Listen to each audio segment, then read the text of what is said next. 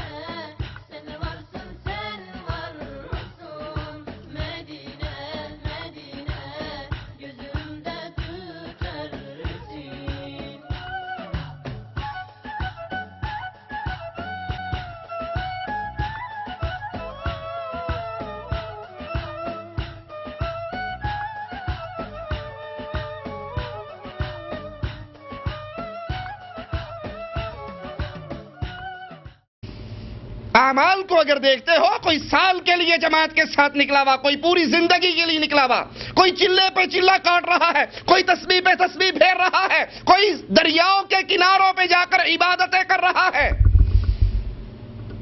وہ کون سے عمل ہیں جو اللہ عز و جل قبول فرماتا ہے؟ وہ کون سے اعمال ہیں؟ ان کی شرائط کیا ہے جو جنت میں داخل ہونے کا سبب بن جاتے ہیں؟ جس کے لیے مالک کہتا ہے الذی خلق الموت والحیات لیبلوکم ایکم احسن عملا. تم میں احسن عمل کون کرتا ہے؟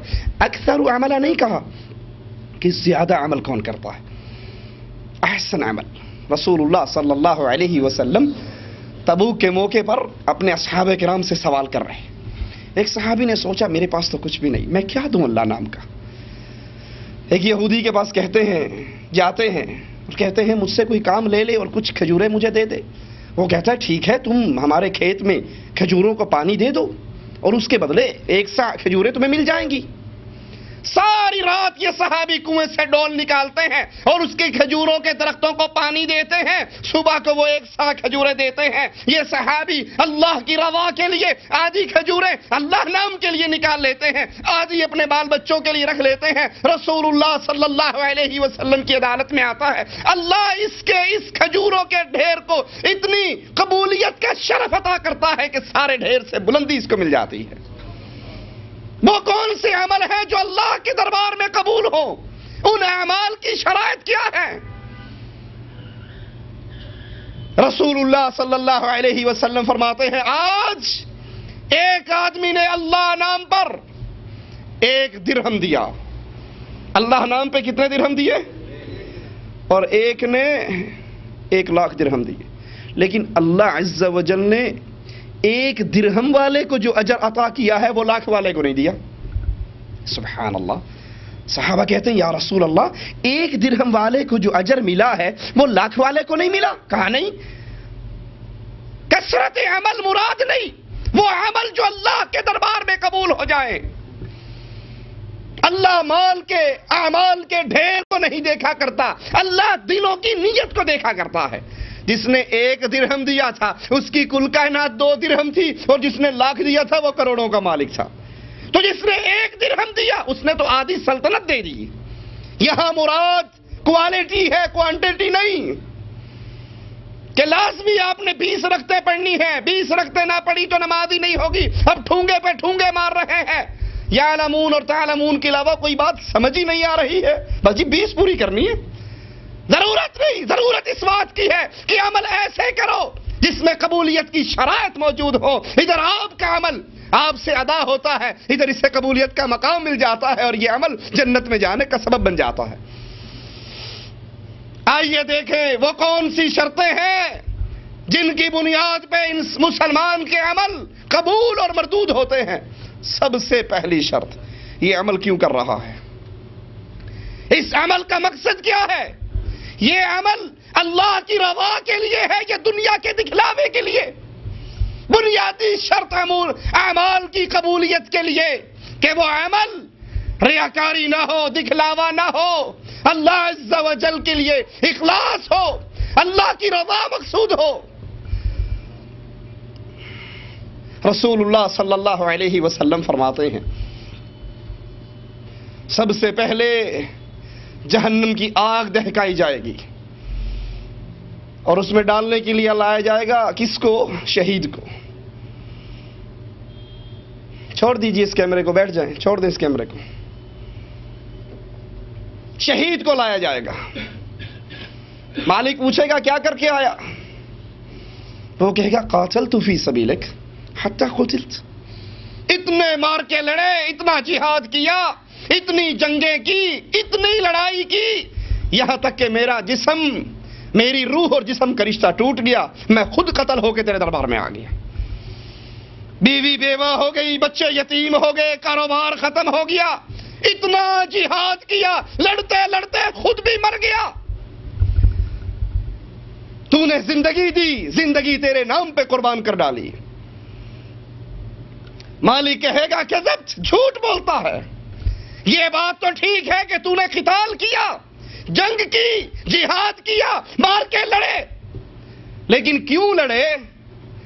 یقال لک جری، تاکہ لوگ کہیں یہ بڑا کمانڈر ہے، یہ بڑا مجاہد ہے. اجی ادھر جہاد کا نام بلند ہوتا ہے اور سب سے پہلے یہی لڑنے کے لیے پہنچ جاتا ہے. تیرے دل کے اندر یہ نیت تھی لوگوں میں تیرا چرچا ہو، لوگوں میں تیرا تذکرہ ہو، لوگوں میں تیری باتیں ہو، تیری وصیتیں چھپے، تیرے اعلانات ہو. فقد قیلا، جو تو چاہتا تھا دنیا والے کر چکے ہیں. اذهبوا به الى النار، فرشتوں اس شہید کو پکڑو اور اوندا کر کے جہنم میں پھینک دو. عمل کر لینا بڑی بات نہیں، اعمال کا سرزد ہو جانا بڑی بات نہیں. بڑی بات یہ ہے یہ عمل کیا ان شرائط پہ پورا اترتا ہے جن شرائط پہ مالک اس عمل کو قبول کرتا ہے. اب شہید کوئی چھوٹا رتبہ ہے، کوئی چھوٹا کام ہے؟ پیسہ دے دینا عام بات، وقت دینا عام بات، اپنی جان دینا آسان نہیں. رسول اللہ صلی اللہ علیہ وسلم فرماتے ہیں یہ شہید قیامت کے دن آئے گا، اس کے زخم کھلے ہوئے، زخموں سے خون بہتا ہوگا. لونہ کا لون الدم، اس خون کا رنگ تو خون کا ہوگا.